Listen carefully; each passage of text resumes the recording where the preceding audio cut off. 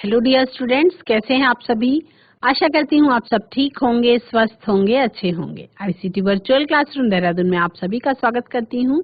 Class 12th में बच्चों आपका chapter human health and diseases जो चैप्टर है, इस चैप्टर से रिलेटेड एग्जाम के अकॉर्डिंग हम क्वेश्चन आंसर्स कर रहे हैं। तो चलेंगे स्मार्ट बोर्ड की तरफ और इसी चैप्टर से रिलेटेड हम क्वेश्चन आंसर्स करेंगे। बच्चों, क्लास 12th में आप लोगों को मैंने कल इम्यूनिटी, ये Y is an antibody represented H2L2 ये वाला क्वेश्चन कराया था। इसको आपने नोट कर लिया था अपनी कॉपी में। Name the different types of cells providing cellular barrier responsible for innate immunity in humans, ये वाला क्वेश्चन आपने नोट कर लिया था। नेक्स्ट एक ऐसा क्वेश्चन है जिसको आपको लर्न होना चाहिए, ये वाला क्वेश्चन एग्जाम में आ सकता है ना, इस तरीके के क्वेश्चन ही घुमा करके पूछे आते हैं। क्वेश्चन है, list any 2 emergent circumstances when a medical doctor would recommend injection of a preformed antibody into the body of a patient and why। तो इसके आंसर में लिखेंगे, in case of snake bite, यानी कि यदि सांप काट ले तो उस केस में quick immune response is required and we can not wait for the body to produce antibodies. और ऐसी परिस्थिति में हम शरीर में इम्यून रिस्पॉन्स की तुरंत ही जरूरत होती है, तो हम शरीर में बनने वाली एंटीबॉडीज का वेट नहीं कर सकते हैं।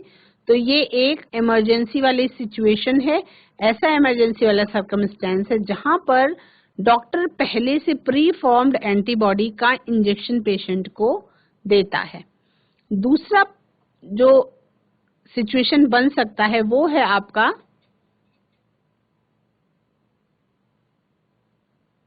आपका टिटनस के केस के बारे में। टिटनस केस के बारे में भी, in tetanus it is infected with some deadly microbes, क्योंकि उसमें भी क्या होता है, कुछ डेडली माइक्रोब्स से यदि इन्फेक्टेड हो तो उसमें भी क्विक रिस्पांस की जरूरत पड़ती है। तो उस समय पे भी टिटनस का तुरंत ही इंजेक्शन देना पड़ता है पेशेंट को। तो ये 2 इमरजेंसी वाले सर्कमस्टेंसेस है जहां पे एक medical doctor would recommend injection of a preformed antibody into the body of a patient। ये दोनों सिचुएशंस के बारे में आपने जान लिया, इसको नोट कर लेंगे, लिख लेंगे कॉपी में। नेक्स्ट देखते हैं, how is an allergic reaction caused by an allergen, name the drug that can reduce the symptoms of allergy. उस ड्रग का नाम बताना है जो एलर्जी के सिम्टम्स को कंट्रोल करता है। Allergens can produce IgE type of antibodies. Allergens जो हैं वो IgE टाइप के एंटीबॉडीज प्रोड्यूस करते हैं। There is release of histamine and serotonin like chemicals from mast cells. Histamine और सेरोटोनिन केमिकल्स मस्ट सेल से रिलीज होती हैं which cause allergic reactions, जो allergic reactions cause कर सकती हैं। The use of drug antihistamine, antihistamine drugs का use जो है, adrenaline and steroids quickly reduce the symptoms of allergy। एक सिट्राजीन नाम की दवा आती है, वो एलर्जी को क्विक कंट्रोल करने में हेल्पफुल होती है। तो वो क्या है, वो आपकी एंटीहिस्टामिन मेडिसिन है। Name the 2 types of immunity in a human body। Next question है question number 42। Name the 2 types of immunity in a human body। Why are cell mediated and humoral immunities so called। का answer लिखेंगे आप सभी, मैं आपको time भी दूंगी answer लिखने के लिए। Types of immunity system in human are, मानव में प्रतिरक्षा तंत्र निम्नलिखित प्रकार के होते हैं। Number 1, innate immunity. Acquired immunity और ह्यूमोरल इम्यूनिटी यानी कि जन्मजात प्रतिरक्षा और उपार्जित प्रतिरक्षा तंत्र and cell mediated immunity system.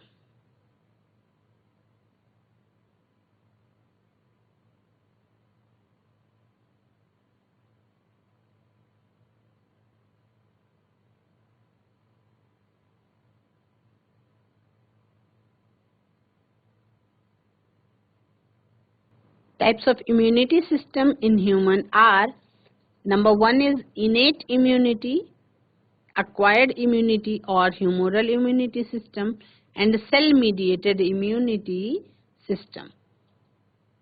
Number 2 is cells mediated immunity is so called as it involves specialized cells.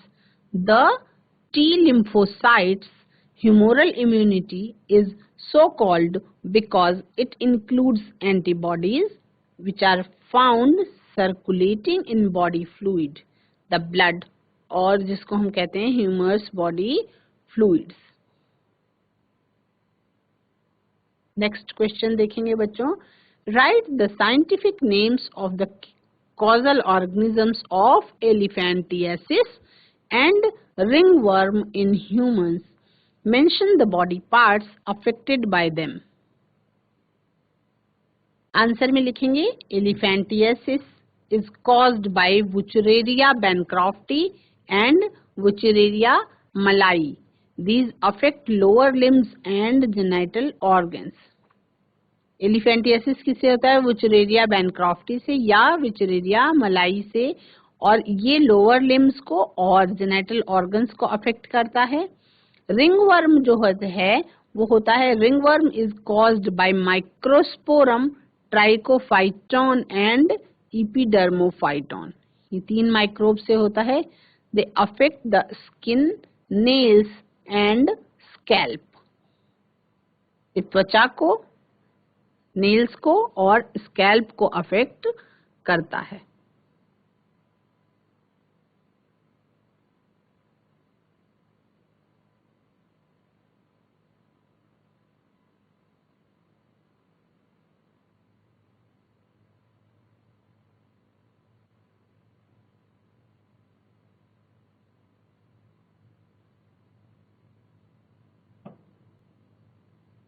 बच्चों क्वेश्चन नंबर 44 में आपको ADE और डायग्राम जो है इसमें एंटीबॉडी मॉलिक्यूल आपका नीचे दिया गया है. इसमें आपको A क्या है, D क्या है, E क्या है, उस पर लेवलिंग जो है सही करनी है ना. तो A क्या है आपका, यहाँ पे ये क्या है आपका एंटीजन बाइंडिंग रीजन है, जिसको आप एंटीजन बाइंडिंग रीजन, क्या है ये, एंटीजन बाइंडिंग रीजन है.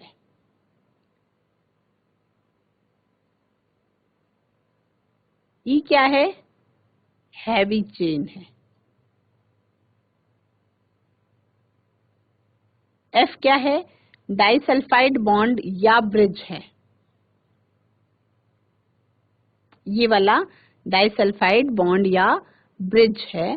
और डी क्या है, लाइट चेन है. ये क्या है, ये डी जो है ये लाइट चेन है.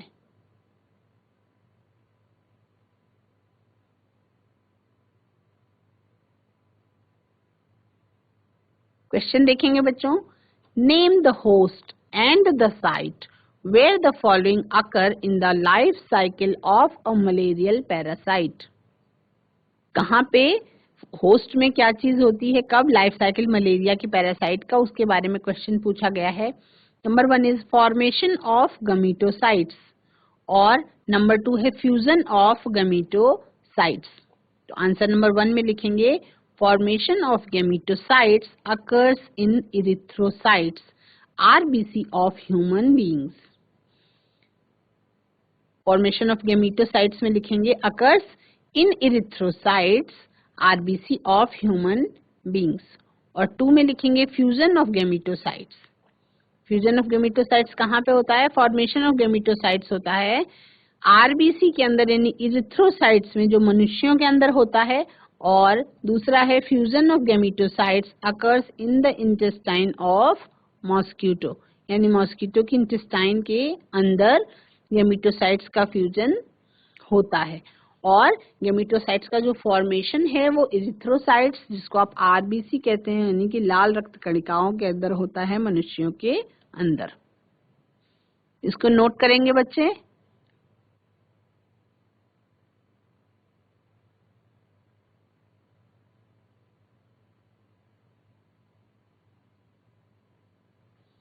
नेक्स्ट देखते हैं, define the term health, mention any two ways of maintaining it.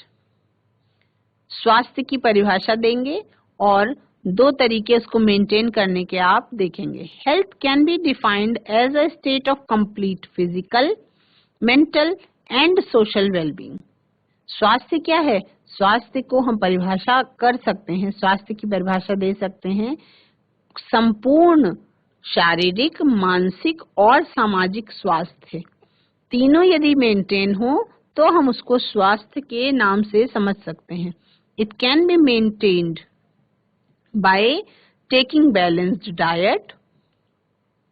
इसको हम मेंटेन कर सकते हैं जब एक संतुलित भोजन मेंटेन किया जाए, मेंटेनिंग पर्सनल हाइजीन का मेंटेनेंस रखा जाए, regular exercise, yoga, vaccination against infectious diseases. ठीक है, नेक्स्ट देखते हैं। इसको पहले सभी बच्चों नोट कर लेंगे, फिर हम आगे वाले देखेंगे।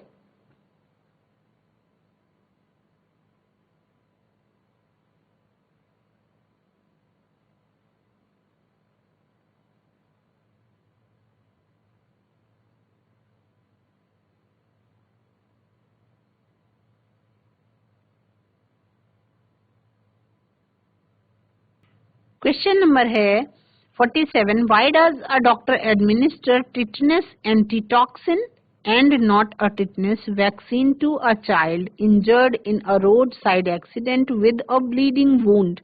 यानी कि जब किसी बच्चे को रोड साइड पे एक्सीडेंट हो जाए और ब्लीडिंग हो रही हो घाव से, तो उस समय पे डॉक्टर टिटनस का एंटीटॉक्सिन इंजेक्शन देता है, ना कि टिटनस का वैक्सीन लगाता है। ऐसा क्यों करता है वो, है ना? तो इन केस ऑफ इंजरी, यदि कोई दुर्घटना हो तो दुर्घटना की परिस्थिति में टिटनस का एंटीटॉक्सिन दिया जाता है, क्योंकि वो पहले से ही प्री फॉर्म्ड एंटीबॉडीज का इंजेक्शन होता है।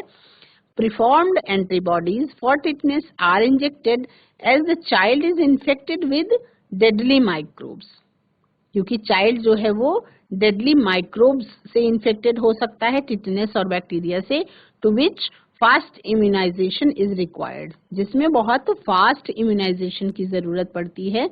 If tetanus vaccine is injected, it will take some time for the body to develop immunity and that will be too late and may prove fatal, है ना? वो अगर उसको टिटनस का vaccine दिया जाएगा उस टाइम पे, तो इम्यूनिटी को डेवलप करने में बहुत ज्यादा टाइम लग जाएगा और वो बहुत लेट हो जाएगा और जानलेवा भी वो साबित हो सकता है। तो इसलिए वैक्सीन बहुत पहले लगाई जाती है, दुर्घटना के समय पे वैक्सीन नहीं लगाई जाती, बल्कि उस समय पे प्री फॉर्म्ड एंटीबॉडीज का इंजेक्शन दिया जाता है। नीचे दिए गए टेबल में आपको A, B, C और D जहां पे लिखा हुआ है वो फिलअप करना है। Name of the human disease, मनुष्यों में पाए जाने वाले रोगों के नाम दिए गए हैं। Name of the causal bacterial virus, वो किस बैक्टीरिया या वायरस से होता है उसका कॉज दिया गया है। और थर्ड, उसमें स्पेसिफिक ऑर्गन और इट्स पार्ट्स अफेक्टेड, और उस ऑर्गन या पार्ट्स का नाम लिखना है जो अफेक्ट होता है ना? तो टाइफॉइड नाम का ह्यूमन डिजीज है, जो एक प्रकार का बुखार है, मनुष्यों में पाया जाता है। उसका कॉजेटिव बैक्टीरियल वायरस है क्या? Salmonella typhi. और इससे कौन सा ऑर्गन अफेक्ट होता है? तो ए में आप भरेंगे स्मॉल इंटेस्टाइन, यानी कि छोटी आंत को प्रभावित करता है, पेट को प्रभावित करता है। Name of the human disease, यदि कॉमन कोल्ड की बात की जाए तो कॉमन कोल्ड उसका कॉज क्या है? वो है आपका राइनो वायरस। उसका कॉज क्या है? Rhino virus. और उस किस ऑर्गन को अफेक्ट करता है? नोज और रेस्पिरेटरी पैसेज को अफेक्ट करता है। ठीक है। थर्ड में हम देखते हैं name of the human disease pneumonia. Pneumonia किसके कारण होता है? वो है स्ट्रेप्टोकोकस न्यूमोनियाई। किसके कारण होता है? Streptococcus pneumoniae. और इससे कौन सा ऑर्गन अफेक्टेड होता है? वो है अल्वियोलाई ऑफ लंग्स,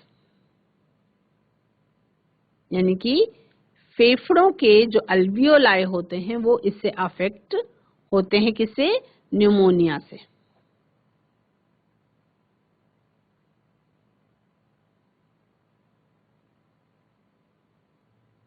ये नोट कर लिया बच्चों? तो हम नेक्स्ट क्वेश्चन करेंगे, क्वेश्चन नंबर 48। यदि आपने नोट कर लिया है तो हम क्वेश्चन नंबर 49 करेंगे। The barriers in innate immunity are given in the following table. Identify करना है आपको ए, बी, सी और डी के बारे में, यानी कि टाइप्स ऑफ बैरियर्स में कौन से बैरियर्स हैं उनको आपको आइडेंटिफाई करना है। तो फिजिकल टाइप्स ऑफ बैरियर्स में बैरियर है आपका स्किन। स्किन में कौन सी लेयर है वो आपका बचाव करती है? तो वहां पे लिखेंगे आप अ लाइनिंग ऑफ इपिथेलियम।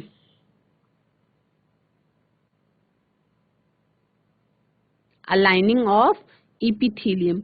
यदि टाइप्स ऑफ बैरियर में बात की जाए फिजियोलॉजिकल बैरियर की,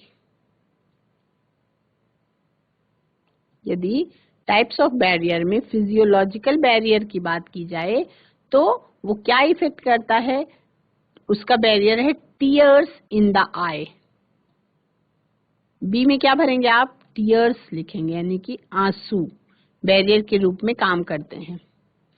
सी में जो एक प्रकार का इंटरफेरॉन है टाइप्स ऑफ बैरियर में, उसको हम लिखेंगे साइटोकाइन। सी में क्या लिखेंगे? साइटोकाइन। ये एक प्रकार का इंटरफेरॉन है।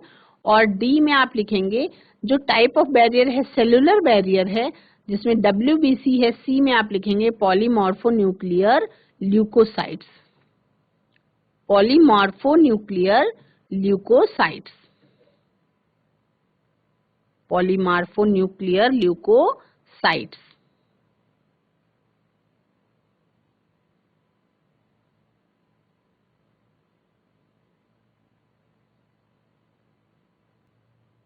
लिख लिया बच्चों? नेक्स्ट लिखेंगे in vaccination a preparation of antigenic proteins of pathogen और इनएक्टिवेटेड वीकेंड पैथोजन। जो वैक्सीन होती है, जो टीका होता है, उसमें क्या चीज होती है? जैसे जब कोरोना का टीका लग रहा था तो उसमें क्या डाला गया था? या तो एंटीजेनिक प्रोटीन्स और पैथोजन होते हैं या इनएक्टिवेटेड वीकेंड पैथोजन होते हैं जो बॉडी को इंट्रोड्यूस कराए जाते हैं। The antibodies produced in the body against these antigens would neutralise the pathogenic agents during actual infections. तो वो जो एंटीबॉडीज पहुंच जाते हैं वो बॉडी को क्या कर देते हैं? उस एंटीजन के द्वारा वो न्यूट्रलाइज कर दिया जाता है। तो जो पैथोजेनिक एजेंट पहुंचता है एक्चुअल इन्फेक्शन के टाइम पे, तो उस समय पे वो अपना काम कर देता है। तो उससे क्या होता है? The antibodies produced in the body against these antigens would neutralize the pathogenic agents during actual infection. The vaccines also generate memory B and T cells.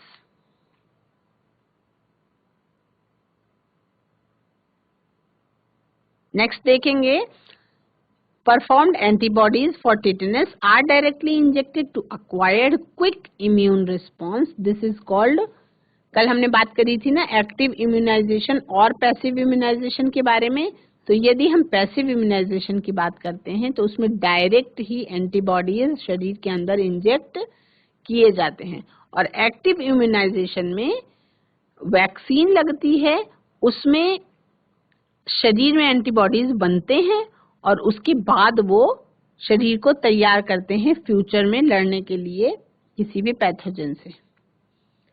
Next है, why do normal sales do not show cancerous growth. प्रश्न है कि कोई भी साधारण कोशिका cancer के जैसी ग्रोथ को क्यों नहीं शो करती है।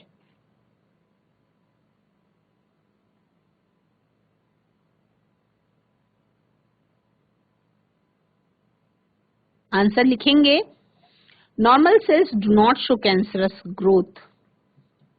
जो साधारण कोशिकाएं होती हैं वो कैंसर की तरह ग्रोथ शो नहीं करती हैं, क्योंकि their growth and division are regulated by certain regulatory mechanism. उनका ग्रोथ और डिवीजन जो है वो सर्टेन रेगुलेटरी मैकेनिज्म के थ्रू रेगुलेट होता है, और they show the property of contact inhibition by virtue of which contact with other cells inhibit their uncontrolled growth। उनको ये पता ही नहीं होता है कि अब ग्रोथ को रोक देना है। उन सेल्स को ये समझ नहीं होती, या कहते हैं यही उनके अंदर लैक हो जाता है और उसके कारण वो कैंसर के रूप में आपको दिखाई पड़ती हैं। नेक्स्ट देखेंगे question, how do macrophages in the human body act as HIV factory. Macrophages हैं वो मनुष्य के शरीर में कैसे HIV फैक्ट्री के रूप में काम करते हैं वो देखेंगे। After entering the macrophage, the RNA of the virus replicates to form viral DNA by enzyme reverse transcriptase. This viral DNA gets into the DNA of host cell and directs it to produce viral particles. The macrophages continue to produce virus and in this way acts as HIV factory.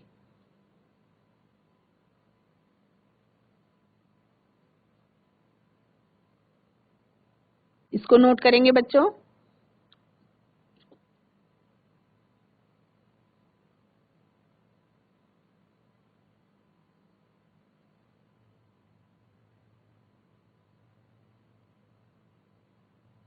आपको screen में एक diagram दिखाई पड़ रहा है। ये diagram आपको क्या दिखाने की कोशिश कर रहा है वो आपको लिखना है और लेवल करना है A और B पार्ट्स को, और name the type of cells that produce this molecule, और उस टाइप के सेल्स का नाम लिखना है जो इस तरीके का मॉलिक्यूल प्रोड्यूस करती हैं, है ना। तो ये एक प्रकार का एंटीबॉडी मॉलिक्यूल है। इसमें A लेवल में आप एंटीजन बाइंडिंग साइट लिखेंगे और B में आप हैवी चेन लिखेंगे।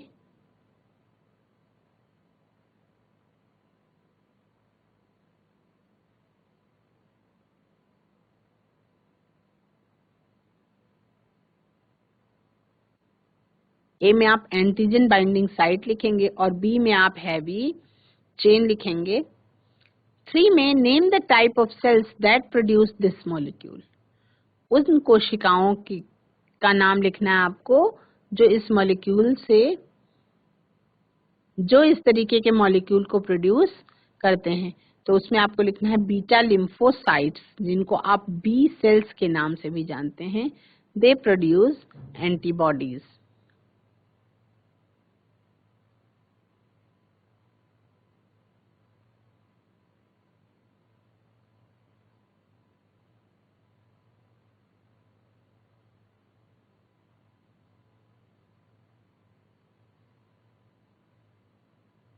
नेक्स्ट क्वेश्चन है बच्चों, साथ साथ नोट करते चलेंगे। State the effect of carcinogens on human body. Carcinogens का मनुष्य के शरीर पर क्या प्रभाव पड़ता है वो आपको लिखना है। Name the carcinogenic ionising and non ionising radiations.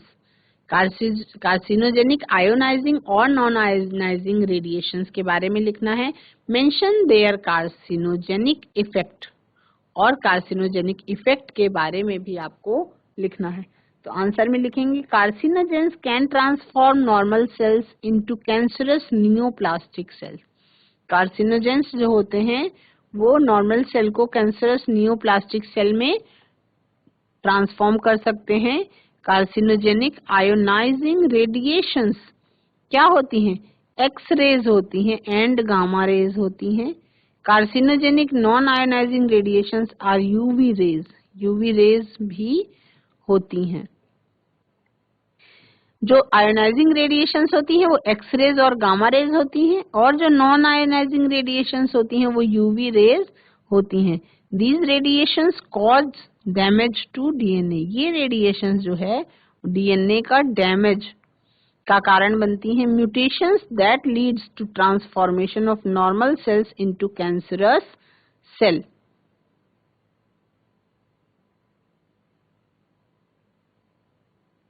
तो इस तरीके की म्यूटेशन जो है वो नॉर्मल सेल को कैंसर सेल में बदलने के लिए उत्तरदायी होती है।